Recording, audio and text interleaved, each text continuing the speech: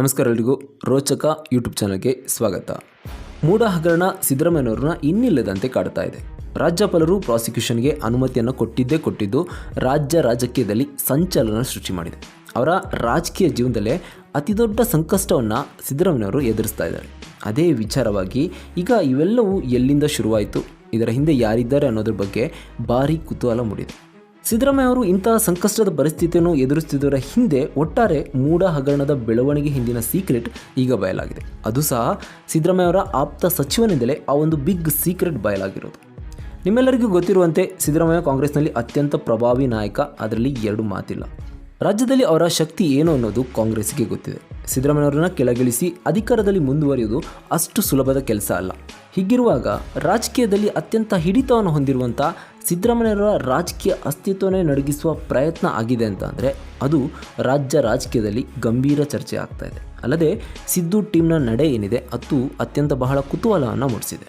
ಹೀಗಿರುವಾಗಲೇ ಸಿದ್ದು ಆಪ್ತ ಸಚಿವನ ಬಾಯಿಂದ ಬಂದಂಥ ಆ ಬಿಗ್ ಸೀಕ್ರೆಟ್ ಈಗ ಮಹತ್ವವನ್ನು ಪಡೆದುಕೊಂಡಿದೆ. ಹಾಗಾದರೆ ಏನಿದು ಸುದ್ದಿ? ಮೂಡ ಹಗರಣದ ಅಸಲಿ ಸೀಕ್ರೆಟ್ ಏನು? ರಾಜ್ಯದಿಂದ ದೆಹಲಿಗೆ ತಲುಪಿದಂಥ ಆ ಮಹಾ ಮೆಸೇಜ್ ಯಾವುದು? ಸಿದ್ದು ಬಳಗದ ನಿಗೂಢ ನಡೆ ಏನು? ಎಲ್ಲದನ್ನು ಕೂಡ ಈ ವರದಿಯಲ್ಲಿ ನೋಡ್ತಾ ಹೋಗೋಣ. ಅದಕ್ಕಿಂತ ಮುಂಚೆ ಯಾರೆಲ್ಲ ನಮ್ಮ ಚಾನಲ್ನ ಸಬ್ಸ್ಕ್ರೈಬ್ ಮಾಡಿಲ್ಲ ಅಂತಂದರೆ ಈ ರೀತಿಯ ಮಾಹಿತಿಗಾಗಿ ನಮ್ಮ ಚಾನಲ್ನ ಸಬ್ಸ್ಕ್ರೈಬ್ ಮಾಡಿ. ಮೂಡ ಹಗರಣ ಕೇವಲ ನಮ್ಮ ರಾಜ್ಯದಲ್ಲಿ ಮಾತ್ರ ಅಲ್ಲ, ದೇಶ ವಿದೇಶದಲ್ಲೂ ಸುದ್ದಿಯಾಗಿದೆ. ಅದರಲ್ಲೂ ರಾಷ್ಟ್ರ ರಾಜಕಾರಣದಲ್ಲಿ ಬಹಳ ಮಹತ್ವವನ್ನು ಪಡ್ಕೊಂಡಿದೆ. ರಾಜ್ಯದಲ್ಲಿ ಆಡಳಿತ ಪಕ್ಷ ವಿಪಕ್ಷದ ಕಿತ್ತಾಟ ನಡೀತಿದ್ರೆ ಕೇಂದ್ರ ರಾಜಕಾರಣದಲ್ಲಿ ಮೋದಿ ವಿರುದ್ಧ ಅಥವಾ BJP ವಿರುದ್ಧ ಮಾತಾಡೋರನ್ನ ಟಾರ್ಗೆಟ್ ಮಾಡಲಾಗ್ತಿದೆ ಅನ್ನೋ ಚರ್ಚೆ ಆಗ್ತಾ ಇದೆ. ಈ ಹಿಂದೆ ಕೇಜ್ರಿವಾಲ್ ಲಿಕ್ಕರ್ ಹಗರಣದಲ್ಲಿ ಸಿಲುಕಿದಾಗಲೂ BJP ವಿರುದ್ಧ ವಿಪಕ್ಷಗಳು ಇದನ್ನೇ ನೀವು ಮಾಡಿಸಿದ್ದು ಅಂತ ಹೇಳಿದರು. ಅದೇ ರೀತಿಯಾಗಿ ಈಗ ಬೇರೆ ಬೇರೆ ರಾಜ್ಯಗಳ ಉದಾಹರಣೆ ಕೊಟ್ಟು ಕರ್ನಾಟಕದಲ್ಲೂ ಕಾಂಗ್ರೆಸ್ ಸರ್ಕಾರನ ಟಾರ್ಗೆಟ್ ಮಾಡಿದೆ ಅಂತ ಹೇಳ್ತಾ ಇದ್ದಾರೆ. ಯಾರೆಲ್ಲ ಮೋದಿ ವಿರುದ್ಧವಾಗಿ ಮಾತಾಡ್ತಾರೆ ಅವರೇ ಟಾರ್ಗೆಟ್ ಆಗ್ತಾರೆ ಅನ್ನೋ ಆರೋಪಗಳನ್ನ ಮಾಡ್ತಾ ಇದ್ದಾರೆ. ಹೀಗಾಗಿ ಮೂಡ ಪ್ರಕರಣ ಕೇಂದ್ರದಲ್ಲೂ ರಾಜಕೀಯ ಕೆಸರೆರಚಾಟಕ್ಕೆ ಕಾರಣ ಆಗಿದೆ. ಈ ರಾಜಕೀಯ ಸಮರ ತಾರಕೆಗೇರ್ತಾ ಇದೆ. ರಾಜ್ಯದಲ್ಲೂ ಒಂದು ಸುದ್ದಿ ತುಂಬ ಜೋರಾಗಿ ಓಡಾಡ್ತಾ ಇದೆ. ಮೂಡ ಹಗರಣದ ಹಿಂದೆ ಕುಮಾರಸ್ವಾಮಿ ಅವರಿದ್ದಾರೆ ಅನ್ನೋ ಆರೋಪ ಇದೆ. ಇದೇ ಸಂದರ್ಭದಲ್ಲಿ ಕುಮಾರಸ್ವಾಮಿ ಅವರ ವಿರುದ್ಧ ಈಗ SIT ಚಾರ್ಜ್ ಶೀಟ್ ಸಲ್ಲಿಕೆಗೆ ರಾಜ್ಯಪಾಲರ ಅನುಮತಿ ಕೇಳಿ ಪತ್ರ ಬರೆದಿದೆ. ಇದು ರಾಜಕೀಯ ಜಿದ್ದಾಜಿದ್ದಿ ತಾರಕಕ್ಕೇರಿದೆ ಅನ್ನೋದನ್ನು ಸ್ಪಷ್ಟವಾಗಿ ಸೂಚಿಸುತ್ತೆ. ಆದರೆ ಸಿದ್ದರಾಮಯ್ಯ ಅವರಿಗೆ ವಿಪಕ್ಷದಿಂದಲ್ಲ, ಸ್ವಪಕ್ಷದಿಂದಲೇ ತೊಂದರೆ ಎದುರಾಯಿತು ಅನ್ನೋದು ಅದಕ್ಕಿಂತ ದೊಡ್ಡ ಮಟ್ಟದಲ್ಲಿ ಸೌಂಡ್ ಮಾಡ್ತಾ ಇದೆ. ಇದೇ ವೇಳೆ ಯಾರೋ ಒಬ್ಬರು ಸಿದ್ದರಾಮಯ್ಯ ರಕ್ಷಣೆಗೆ ಬಂಡೆಯಂತೆ ನಿಲ್ಲುವೆ ಅಂತ ಹೇಳಿದರು. ಬಂಡೆಯಿಂದಲೇ ಅವರಿಗೆ ಅಪಾಯ ಅಂತ ಸಿದ್ದರಾಮಯ್ಯ ಅವರಿಗೆ ಕುಮಾರಸ್ವಾಮಿ ಬಹಿರಂಗವಾಗಿ ಎಚ್ಚರಿಸಿದರು. ಅಂದರೆ ಪರೋಕ್ಷವಾಗಿ DK ಶಿವಕುಮಾರ್ ಅವರು ಇದರಲ್ಲಿ ಇದ್ದಾರೆ ಅನ್ನೋದನ್ನು ಹೇಳ್ತಾ ಇದ್ದಾರೆ.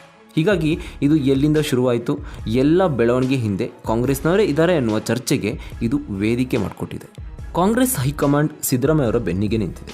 ಸಿದ್ದರಾಮಯ್ಯ ಅವರ ಪರವಾಗಿ CM ಪರವಾಗಿ ಹೋರಾಟ ಮಾಡುವಂತೆ ಕಾಂಗ್ರೆಸ್ ಶಾಸಕರಿಗೆ, ಸಚಿವರಿಗೆ ಹೈಕಮಾಂಡ್ನಿಂದಲೇ ಸೂಚನೆ ಬಂದಿದೆ. ಮೊದಲಿನಿಂದಲೂ ರಾಹುಲ್ ಸಿದ್ದರಾಮಯ್ಯ ಪರವಾಗಿ ಎಲ್ಲ ಸಂದರ್ಭದಲ್ಲೂ ಬೆಂಬಲವಾಗಿ ನಿಂತಿದ್ದಾರೆ. ಆದರೆ ಕಾಂಗ್ರೆಸ್ ಹೈಕಮಾಂಡ್ ಅಂದರೆ ಅಲ್ಲಿ ಪ್ರಮುಖವಾಗಿ ಸೋನಿಯಾ ಗಾಂಧಿ ಅವರೇ ಕಾಣ್ತಾರೆ. ಹಾಗೆ ಮಲ್ಲಿಕಾರ್ಜುನ್ ಖರ್ಗೆ ಅಭಿಪ್ರಾಯಕ್ಕೆ ಬೆಲೆ ಕೂಡ ಇದೆ. ಹೀಗಾಗಿ ಸಿದ್ದರಾಮಯ್ಯ ಅವರ ಪದಚ್ಯುತಿಗೆ ಒಪ್ಪಲೇಬೇಕಾದಂಥ ಪರಿಸ್ಥಿತಿ ಹೈಕಮಾಂಡ್ಗೆ ಬರ್ಬೋದು. ಸೋನಿಯಾ ಮಧ್ಯಪ್ರವೇಶ ಅಥವಾ ಖರ್ಗೆ ಅವರ ಮಾತಿನಿಂದ ಮಾತಿಗೆ ರಾಹುಲ್ ಗಾಂಧಿ ಬಗ್ಗಲೇಬೇಕಾದಂಥ ಪರಿಸ್ಥಿತಿ ಕೂಡ ಬರ್ಬೋದು. ಇದ್ಯಾವುದು ಕಪೋಲ ಕಲ್ಪಿತ ಅಲ್ಲ. ರಾಜ್ಯದಿಂದ ಹೈಕಮಾಂಡ್ಗೆ ಒಂದು ಮಹಾ ಸಂದೇಶ ಹೋಗಿದೆ. ಇಂಥದ್ದೊಂದು ಚರ್ಚೆಗೆ ಗ್ರಾಸ ಆಗಿರೋದು ಸಿದ್ದರಾಮಯ್ಯರವರ ಆಪ್ತ ಸಚಿವರೇ ನೀಡಿರುವ ಹೇಳಿಕೆ. ಸಿದ್ದರಾಮಯ್ಯ ಅವರಿಗೆ ಹೈಕಮಾಂಡ್ ಬೆಂಬಲವಾಗಿ ನಿಲ್ಲಬೇಕು. ಸಚಿವರು, ಶಾಸಕರು, ಸಂಸದರುಗಳು ಅವರಿಗೆ ಸಂಪೂರ್ಣ ಬೆಂಬಲ ಕೊಡಬೇಕು. ಇಲ್ದಿದ್ರೆ ಪರಿಸ್ಥಿತಿ ಗಂಭೀರ ಆಗೋಗುತ್ತೆ. ಸಚಿವರು ಸ್ಥಾನದಿಂದ ಕೆಳಗಿಳಿಬೇಕಾಗುತ್ತೆ. ರಾಜ್ಯದಲ್ಲಿ ಅಧಿಕಾರವನ್ನೇ ಕಳೆದುಕೊಳ್ಬೋದು.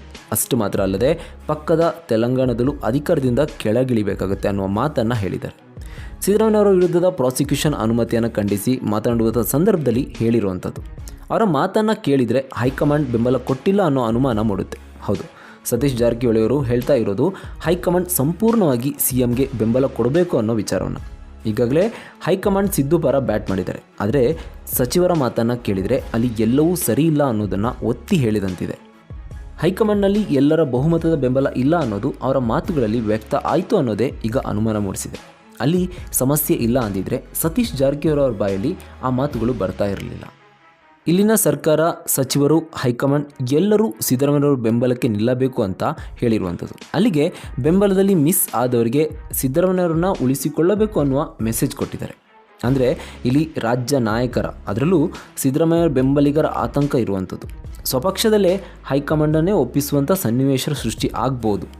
ಅದೇ ಕಾರಣಕ್ಕೆ ಆ ರೀತಿಯ ಪರಿಸ್ಥಿತಿ ಎದುರಾದರೆ ಯಾವುದೇ ಕಾರಣಕ್ಕೂ ಅದಕ್ಕೆ ಅವಕಾಶ ಕೊಡಬಾರದು ಅನ್ನುವ ಸ್ಪಷ್ಟ ಸಂದೇಶವನ್ನು ಸತೀಶ್ ಜಾರಕಿಹೊಳಿ ಅವರು ರವಾನಿಸಿದ್ದಾರೆ. ಇದಲ್ಲದೆ ಮೊನ್ನೆ ಅಷ್ಟೇ ಮಲ್ಲಿಕಾರ್ಜುನ್ ಖರ್ಗೆ ಅವರು ಒಂದು ಹೇಳಿಕೆಯನ್ನು ಕೊಟ್ಟರು. ಅದು ಬಹಳ ಅಚ್ಚರಿಯನ್ನು ಮೂಡಿಸಿತ್ತು. ಮೂಡ ಹಗರಣದ ವಿಚಾರದ ಬಗ್ಗೆ ಸಿಎಂಗೆ ಬಹುದೊಡ್ಡ ಕಂಟಕವಾಗಿ ಪರಿಣಮಿಸಿದೆ. ರಾಜ್ಯ ರಾಜಕೀಯದಲ್ಲಿ, ಅದರಲ್ಲೂ ಕಾಂಗ್ರೆಸ್ ವಲಯದಲ್ಲಿ ಆತಂಕಕಾರಿ ಬೆಳವಣಿಗೆಗಳು ಆಗ್ತಾ ಇದೆ. ಹೀಗಿರುವಾಗ ಪಕ್ಷದ ರಾಷ್ಟ್ರೀಯ ಅಧ್ಯಕ್ಷರು ಸಿದ್ದರಾಮಯ್ಯವರ ಮೇಲೆ ಬಂದಿರುವ ಆರೋಪದ ಬಗ್ಗೆ ಶಾಕಿಂಗ್ ಹೇಳಿಕೆ ಕೊಟ್ಟರು. ಆ ವಿಚಾರ ಸರಿಯಾಗಿ ತಿಳಿದಿಲ್ಲ, ಕಾನೂನು ತಜ್ಞರ ಅಭಿಪ್ರಾಯವನ್ನು ಪಡೆದು ಏನು ಅನ್ನೋದನ್ನು ತಿಳಿದುಕೊಳ್ತೇನೆ ಅನ್ನುವ ಮಾತನ್ನು ಹೇಳಿದರು. ಮೂಡ ಹಗರಣ ಮುನ್ನೆಲೆಗೆ ಬಂದು ಸಾಕಷ್ಟು ದಿನಗಳಾಗಿವೆ. ಆದರೆ ಈ ಬಗ್ಗೆ ಖರ್ಗೆ ಅವರು ಈ ರೀತಿ ಹೇಳಿದ್ದು ಅಲ್ಲದೆ ರಾಜ್ಯದ ಎಲ್ಲ ಸಚಿವ ಸಂಪುಟ ಸಿದ್ದರಾಮಯ್ಯವರ ಪರ ನಿಂತಿದೆ. ರಾಜ್ಯದಲ್ಲಿ ಹೋರಾಟಗಳು ಕೂಡ ಆಗ್ತಾ ಇದೆ. ಹೀಗಿರುವಾಗ ಖರ್ಗೆಯವರು ಇನ್ನೂ ಗಟ್ಟಿಯಾಗಿ ಸಿದ್ದರಾಮಯ್ಯವರ ಪರ ಮಾತಾಡಬೇಕಿತ್ತು.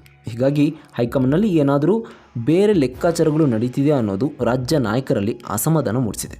ಇದೇ ಕಾರಣಕ್ಕೆ ಸತೀಶ್ ಜಾರಕಿಹೊಳಿಯವರು ಸ್ವಲ್ಪ ಯಾಮಾರಿದ್ರು ಸಿದ್ದರಾಮಯ್ಯವರನ್ನ ಸಿಎಂ ಸ್ಥಾನದಿಂದ ಕೆಳಗಿಳಿಸಬಹುದು. ಪಕ್ಕದ ತೆಲಂಗಾಣದ ಸಿಎಂ ಅನ್ನು ಕೂಡ ಕೆಳಗಿಳಿಸಬಹುದು.